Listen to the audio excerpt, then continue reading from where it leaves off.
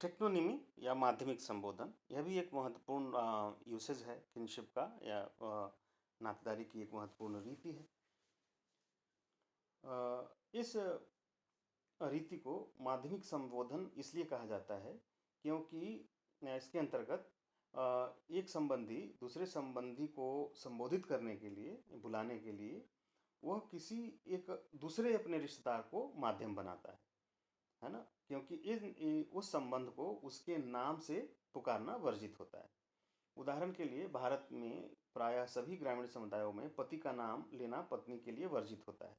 इस कारण पत्नी पति को संबोधित करने के लिए अपने किसी लड़के या लड़की के माध्यम से बुलाती है और उसी के संबंध से पति को पुकारती है।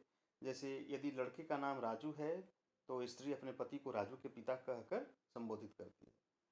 माध्यमिक संबोधन का अंग्रेजी शब्द टेक्नोनिमी है, ग्रीक भाषा से बना है और इसे मानव शास्त्रीय साहित्य में सर्वप्रथम प्रयोग करने का श्रेय टायलर को है।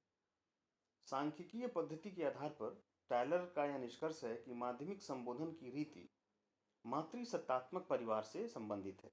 इस प्रकार के परिवारों में स्त्रियों की प्रधानता होती थी और पति को एक प्रकार का बाहर का व्यक्ति समझा जाता था, जिसके कारण परिवार में उसकी कोई विशेष स्थिति नहीं होती थी और इसीलिए उसे प्राथमिक संबंधियों यानी कि प्राइमरी किन्स में सम्मिलित न करके केवल द्वितीयक संबंधी के रूप में स्वीकार किया जाता था और इस उद्देश्य से उस पति को उन बच्चों के जिनको पैदा करने में उसने सहायता की है उसके माध्यम से संबोधित किया जाता था या पुकारा जाता था।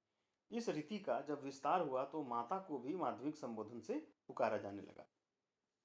टायलर का कहना है कि उनके अध्ययन में प्रायः 30 जनजातियां ऐसी थी जिनमें माध्यमिक संबोधन की रीति प्रचलित थी। इसमें दक्षिण अफ्रीका की बेचुआना, पश्चिम कनाडा की क्रो तथा भारत में असम की खासी जनजातियों का नाम उल्लेखनीय है। परंतु आधुनिक अनुसंधान से यह पता चला है कि माध्यमिक संबोधन की रीति का विस्तार इससे कहीं अधिक है। फ्रेजर ने इस रीति का प्रचलन ऑस्ट्रेलिया, न्यूगिनी, मलाया, चीन, उत्तरी साइबेरिया, अफ्रीका की विभिन्न बांटू जनजातियां और उत्तरी ब्रिटिश कोलंबिया आदि में देखा गया। श्री लोई मानते हैं कि फ्रेजर द्वारा प्रस्तुत यह सूची भी पूरी नहीं है। उपरोक्त जनजातियों या स्थानों के अलावा भी अनेक अन्य स्थानों में माध्यमिक संबोधन की रीति का प्रचलन है, जैसे अंडमान, लंका, फिजी, मलेशिया तथा अमेरिका के विभिन्न भागों में भी इस रीति का प्रचलन है। होपी समाज में एक स्त्री अपने सास को अमुक की दादी और ससुर को अमुक का दादा कहकर पुकारती है। इसी ढंग से पुरुष भी अपने सास ससुर को संबोधित करते हैं। पति और पत्नी भी एक दूसरे को बच्चों के माध्यम से संबोधित करते हैं। तो माध्यमिक संबोधन की रीति की उत्पत्ति के संबंध में टायलर के सिद्धांत को भी लोई नहीं मानते और उनका कथन है कि माध्यमिक संबोधन की रीति पुरुषों के लिए नहीं स्त्रियों के लिए क्यों प्रयोग में लाई जाती है। इसकी व्याख्या टायलर के मातृसत्तात्मक परिवार के सिद्धांत के आधार पर संभव नहीं है।